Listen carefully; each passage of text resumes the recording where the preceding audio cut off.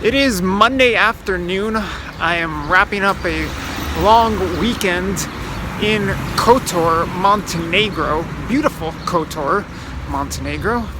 Spent most of the past 3+ days in the Kotor Old Town, although this morning I ventured over to what I call Yacht City. It's called Porto Montenegro in the Tivat area, another area along the Bay of Kotor.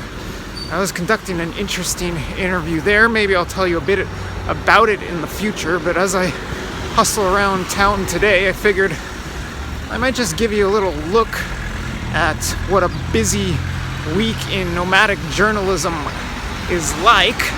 So I'm fast approaching the, can't tell if you can see it, I got my sunglasses on, the Autobuska Stanica here in Kotor. I'm gonna catch a bus to the Montenegrin capital, Podgorica, and then I'm gonna try to very quickly switch over to a night bus from there to Kosovo, to Pristina, the capital of Kosovo. So I'm trying to move very quickly this week. I don't have any time for dilly-dallying now. I've got a flight out of Skopje, Macedonia on, I believe, Thursday morning to Istanbul, Turkey. This is going to be a big weekend in Istanbul, and I want to be there for the Istanbul redo election. And so I got a lot of traveling to do, and I've got a lot of writing to do as well. And I'm going to hope to be filing at least one, maybe multiple video reports from some interesting Western Balkan destinations along the way. I've got a brief wait right now at the Kotor bus station, and actually, what a reflection. I guess you can see that's me. I can see myself talking to you and holding the phone that is the camera. You want to see what the real thing looks like?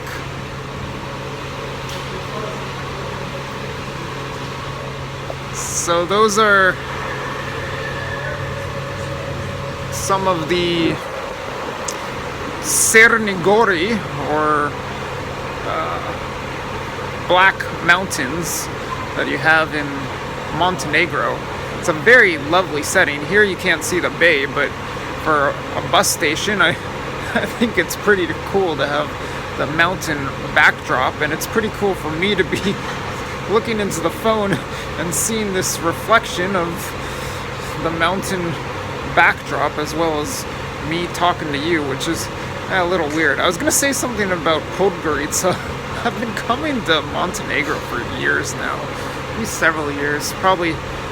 I first came here about 4 years ago, and I've probably been coming once or twice a year since then. Incredibly lovely country, undervalued. At this time of year it gets a little busy, although Podgorica, the capital, everyone basically tries to avoid. I don't. There are a couple things I like about it. It actually has a nice little river and boardwalk around the river, if you could call it a boardwalk. I've always struggled on getting the pronunciation right. I finally think I'm saying it properly, Podgorica. But for years and years and years, and you might even notice that I pause and hesitate a little bit before I say it, because I would always get the emphasis on the wrong syllable. But here I am. I'm off to Podgorica.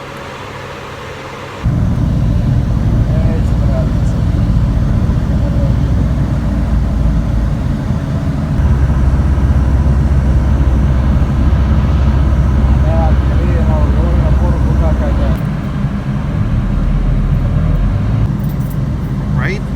I believe in this building there's a hostel that I've stayed in before. I could spend the night in Podgorica, but I'm not in the mood to. I just want to carry on. It's called Podgorica for a reason. It's under a hill or a mountain, whatever you want to call that.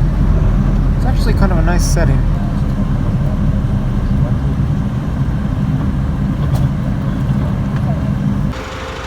A nearly 2.5 hour bus ride is complete. Here I am in Podgorica, but I don't want to stick around. When I've got a lot of writing to do, I don't want to be checking in somewhere and then checking out right away and then getting on a bus ride to another country. I just want to get somewhere, plant myself there and write. And if that means getting on a bus, a night bus, that's going to arrive in Kosovo at 3 a.m. or 4 a.m., so be it. And that's the plan right now. It is night bus time. Yay.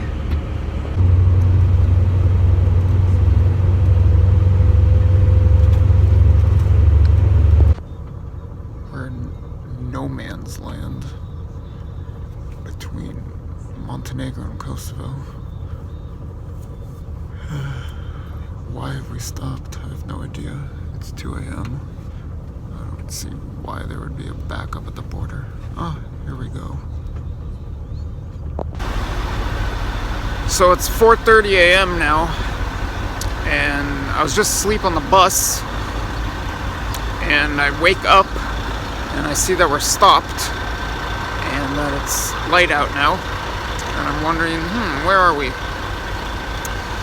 And then I look around the bus, and everyone has already left, because we are in Pristina now. It's not the first time that I've fallen asleep and waken up after everyone's left the bus. Anyway, I'm in Kosovo. Didn't get as much rest as I was counting on, but time to hop into this cafe if it's open and get to work. Busy day ahead. People really get an early start here in Pristina. I guess dogs included. It's still not even 5 a.m.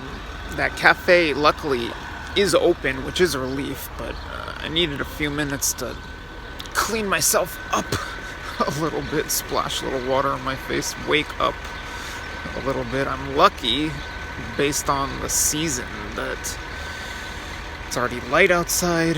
It's warm enough to be walking around in just basically a t-shirt at this hour. I remember when I came to Kosovo for the very first time, I was coming on the same bus, the night bus from Podgorica.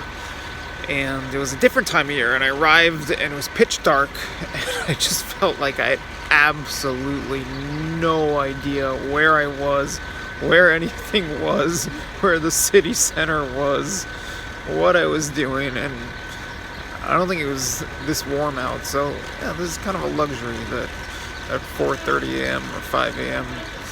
I can walk around, get some fresh air, it's a nice temperature, and now I can start my day. To go along with the previously existing Bill Clinton statue, as well as the American flag here, now we got a lot of Bill Clinton love.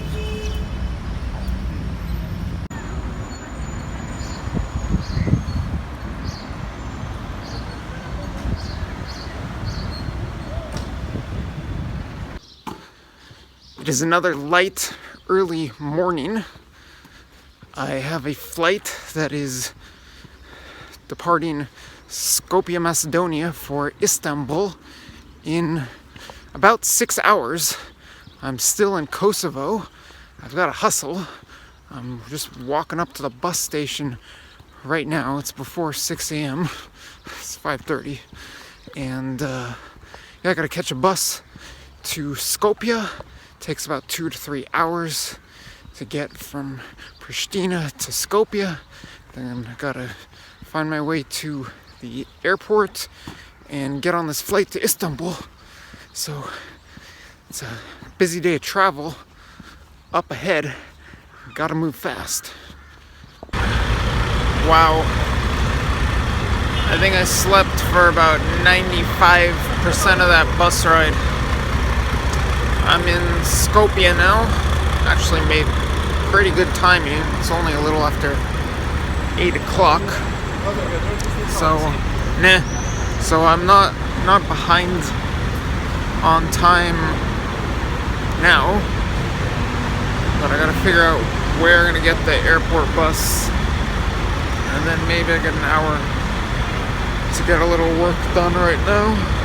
Here's an angle of Skopje I've never shown you before. They've got the double-decker red buses here, for those of you who aren't familiar with the city.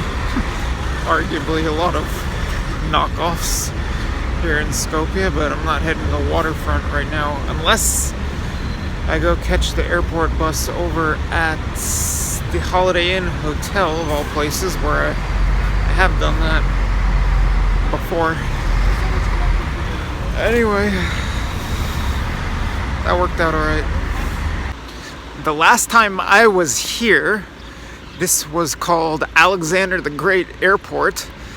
That is no longer the case, thanks to last year's agreement, or multiple agreements, between Greece and Macedonia, and for that matter, this country has a new name as well. This is my first time back in Macedonia since the name has been changed to North Macedonia, and here you can get a look. It says Međunarodni Aerodrome Skopje, so I think now this place is simply called Skopje International Airport. Anyway, I don't have a whole lot of time. I gotta check in and get aboard my flight. So, ciao from the Balkans. I'm heading to Istanbul. It's on the edge of the Balkans. Alright. I've landed in Istanbul. The flight was easy, and I've already gone through border control, which was also easy, and that's actually one of the reasons why I like to fly rather than take the bus in. Could probably list off a whole list of reasons why I'd rather fly in. Anyway, so I'm at a new airport, not the new airport. Istanbul now has a mega airport, which I hope to see sometime in the near future, but I'm at a new one. I don't know how exactly this is not a new one, it's a new one for me. I believe I'm over on the Asian side, and I'm gonna try to find a bus that takes me, I think, to Taksim Square. So if that's the case, I gotta cross over the Bosphorus, which is always nice to do and gives you some nice views. And I got some devalued lira in my pocket, and I'm ready to go.